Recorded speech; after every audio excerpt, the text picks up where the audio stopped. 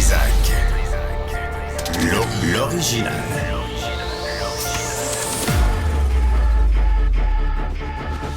Du Trisac. Votre plaisir coupable. Bonjour tout le monde, vendredi 29 mars, j'espère que vous allez bien. Mme Villeneuve, bonjour. Vendredi. Ça a bien été avec les deux autres crapules, là? Oui, mais ma journée commence maintenant, tu le sais. Comment ça? Ben, avec toi. Puis t'es C'est pas tout le temps avec... une première partie, puis là, le vrai commence maintenant. Ah oui, OK, là, tu pratiques. C'est ça. Mais place aux professionnels. C'est ce qu'on dit. Bon, bienvenue. Écoutez, on va parler d'un documentaire. Là, on va vous donner les détails tantôt vers 12h40. Mais Celles qui luttent, c'est ça le titre, Cybèle, hein? C'est bon, c'est drôle. C'est des femmes qui font de la lutte, mais c'est aussi, évidemment, l'envers du décor, ce qui se passe en coulisses, comment elles se préparent pour un match de lutte. Puis, tu sais, c'est de la lutte au niveau, tu sais, c'est pas professionnel international, là. C'est impressionnant. Les femmes on va recevoir deux des lutteuses, et Lufisto et Azael. Puis vous avez intérêt à marcher droit. Ah ouais, Et hein? aussi la réalisatrice. Je pense tantôt, ça va être vraiment le fun. Puis on va voir où ça joue, mais c'est un documentaire qui est vraiment, vraiment intéressant. Tu sais, C'est la semaine de la lutte, c'est parce que la t'es allé semaine de voir la lutte. Slam, puis là, le Ouais. documentaire. Et moi-même, je lutte contre la vieillesse, tu sais. Fait que c'est comme le concept de lutteur. Puis on va parler à Amélie Lemieux, la mère des petites Romy et Nora, là, qui sont disparues, qui ont été assassinées par leur père. Simon Jolin Barrette avait promis, ou son équipe, de lui parler comme du monde, parce que là, l'aide se termine en octobre 2024. Elle a reçu ça par le courrier, tu sais, n'importe qui, n'importe quoi. Alors là, l'équipe de Simon Jolin Barrette a contacté Mme Lemieux, puis c'est encore de la bullshit. C'est encore des niaiseries. Puis il y a des gens qui souffrent dans la vie. Là, puis là ils font face à la bureaucratie, puis à la bullshit politique. Puis dis-lui ça, puis ça va être correct. Puis dis-lui qu'on va lui envoyer quelqu'un, puis on va gagner du temps. Puis elle va oublier, puis elle va se faire oublier. Puis les médias vont arrêter d'en parler. Bien, nous autres, on va continuer à en parler. On va le faire vers 13h15. Mais tout d'abord... Mon ordinateur va partir. Etta Youdin est avec nous. Elle est vice-présidente du Québec au Centre consultatif des relations juives et israéliennes. Madame Youdin, bonjour. Bonjour. Merci d'être avec nous. J'ai vu encore la vidéo passer. On va la présenter dans un instant, là, des manifestations pro-palestiniens qui sont présentées à l'Université McGill, à crier, à gueuler, à frapper dans des portes. Je veux juste le présenter avant qu'on continue cette conversation, vous et moi. Regardez ça.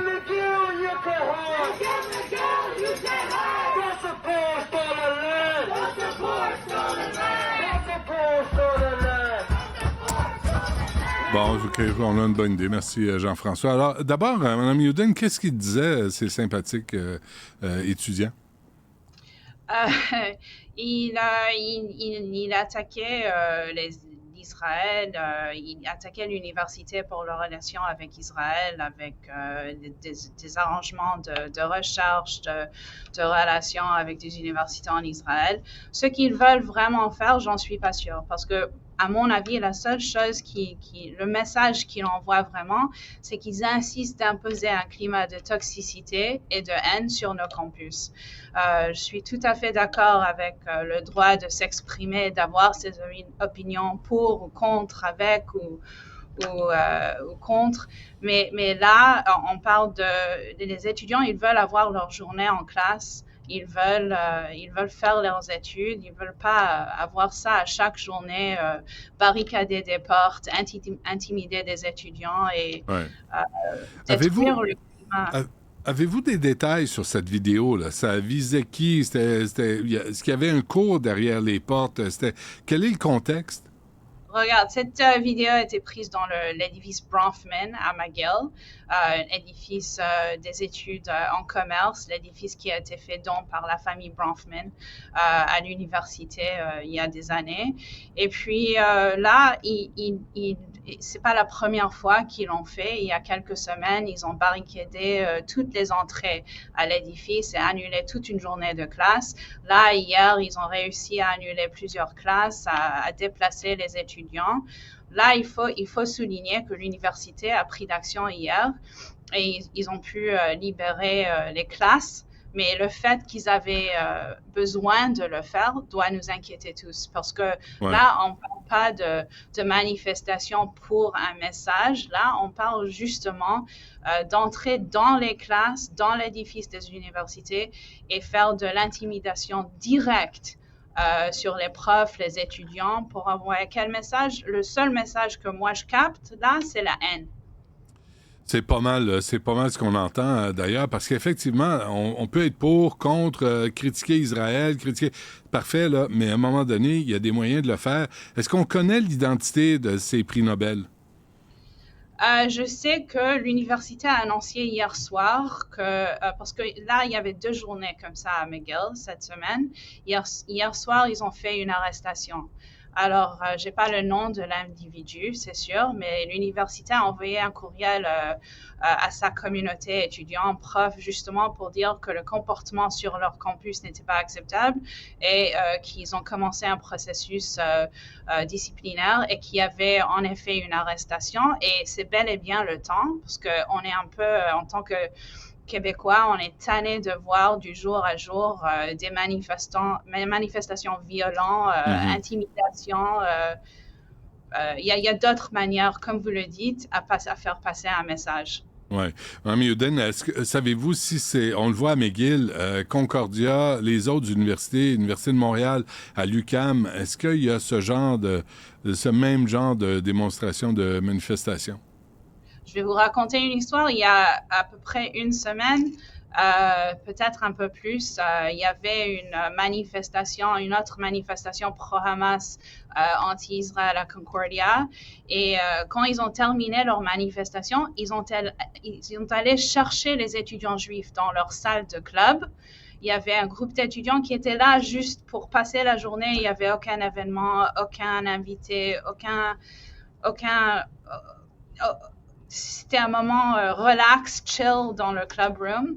Et ils ont commencé à harceler, intimider les étudiants. Ils ont frappé sur la porte. Il y avait un qui a monté les escaliers pour arriver à la fenêtre, justement pour faire l'intimidation sur les étudiants. Alors là, on parle vraiment de viser les étudiants québécois juifs sur nos campus universitaires, ce qui est inacceptable. Il n'y a aucun message.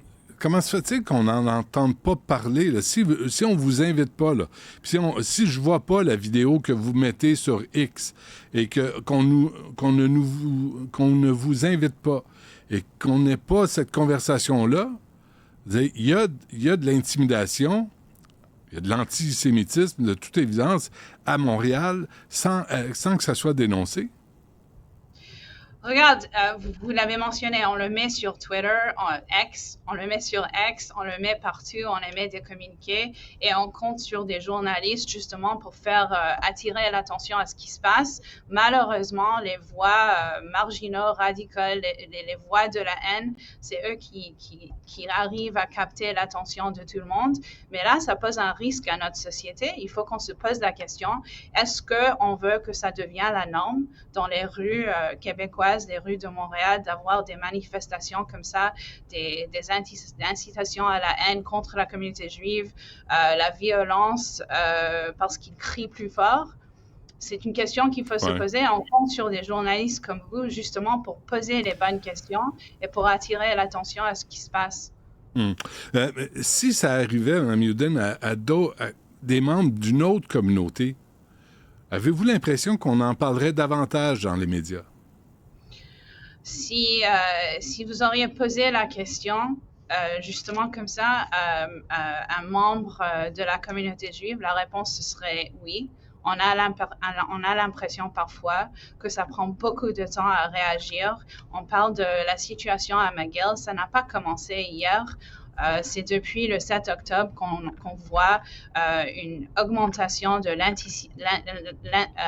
l'intensité des manifestations sur les campus, qu'on parle du besoin des universités de prendre de l'action, des mesures disciplinaires. Là, on le voit 6 mois après que ça a commencé.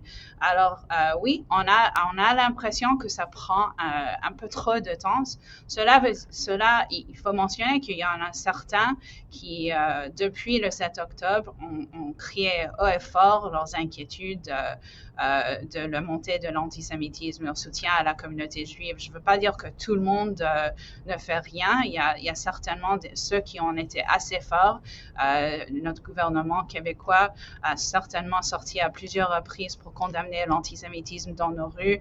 Nous avons une excellente collaboration avec le SMM, mais là, on s'est rendu au point où il faut passer à l'action.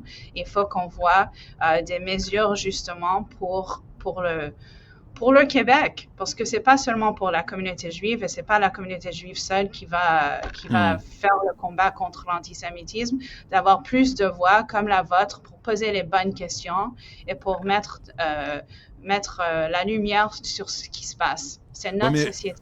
Vous pouvez vous réconforter, Mme Youdine, en sachant que vous avez l'appui d'Amira El-Gawabi, la représentante. Elle est là pour dénoncer tout.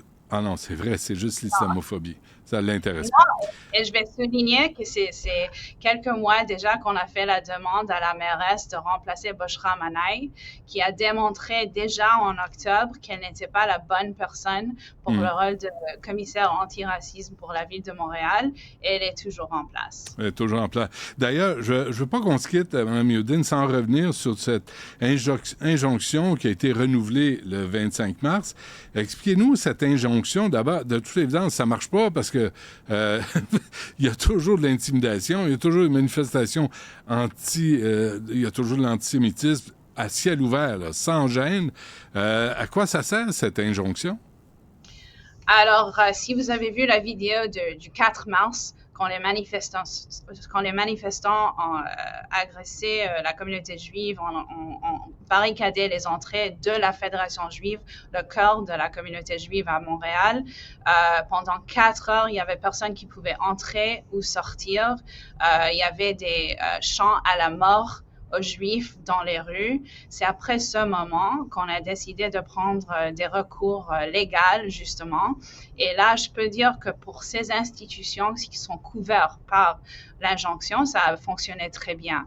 L'injonction ne fonctionne pas, ne couvre pas les campus universitaires. Et là, on parle des droits des étudiants de s'exprimer, de se manifester.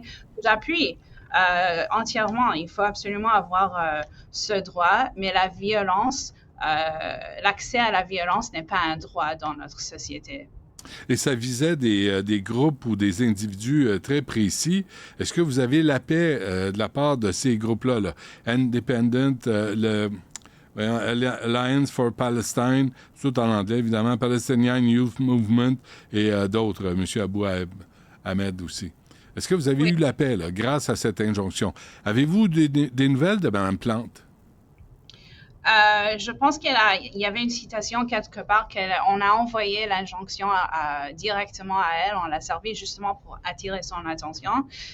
Quelque part, elle a réagi qu'elle a vu c'était la bonne chose à faire, mais nous, on demande plus. Pourquoi on a besoin, justement, comme communauté, en tant que Québécois, prendre des mesures comme ça? Ça doit être un fait... ça doit être en fait que nous avons droit à la sécurité de nos institutions, de notre communauté. Et le fait qu'on est arrivé à ce point nous inquiète. Et ça prend vraiment de l'action. On voudrait voir de notre mairesse et d'autres de l'action concrète, justement, pour assurer la sécurité de... Et je parle encore une fois, oui, de la communauté juive, mais de tous les Québécois. Oui. Bien, peut-être qu'elle va faire une bande dessinée pour dénoncer l'antisémitisme. OK, peut-être pas.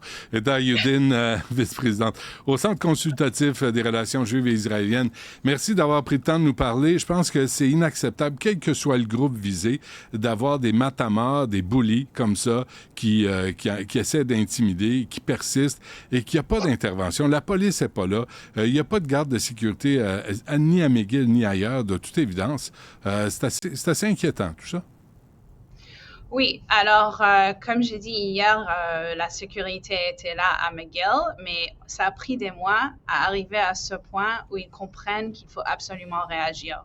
Qu'on ne parle pas là de droit de l'expression, on parle des inquiétudes, des gestes et des actes d'intimidation, du bullying, comme vous le dites, et des chants. Ils font des chants là. Je crois bien qu'il y a certains qui sont dans la foule qui comprennent même pas leurs mots, mais ils font leur chant de Intifada Forever, Globalize the Intifada. L'intifada, la première et la deuxième, c'était des campagnes d'attaques terroristes contre des civils en Israël.